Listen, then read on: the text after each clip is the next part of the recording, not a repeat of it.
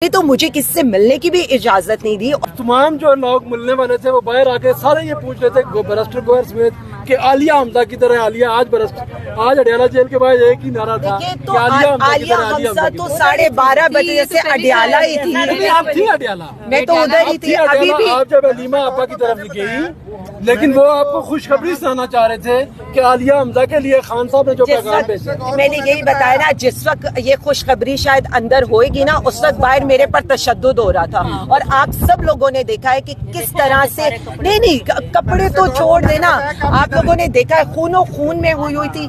ان کا پورا ڈریس میرے خون سے بھرا ہوا تھا. انہوں نے اپنی خواتین کیا بندے کیا, مطلب ایک خاتون سے آپ لوگوں کو کتنا ڈر تھا. میں نے کیا کر لینا تھا آپ لوگوں کا. یہ صرف یہ جی ہمیں سسپینڈ کر دے رہے ہیں اس بات کے اوپر. عالیہ حمزہ یہاں پہنچ کیسے گئی بھائی؟ آپ کی آنکھوں کے سامنے میں ہر جگہ پہنچی ہوں. میرے کو چھلاوا تو تھی نہیں, یہاں کیسے پہنچ گئی وہاں کیسے پہنچ گئی. ابھی بھی ہم یہ ساری خواتین کو مجھے سلوٹ پیش کرنا چاہیے. کوئی بھی علیمہ آپا کو اکیلا چھوڑنے پر تیار نہیں تھا. اب پھر ان کو تشدد کر کے اتارنا پڑا. آپ کا کیا لایا ملا, اب اسلام آباد جائیں گی؟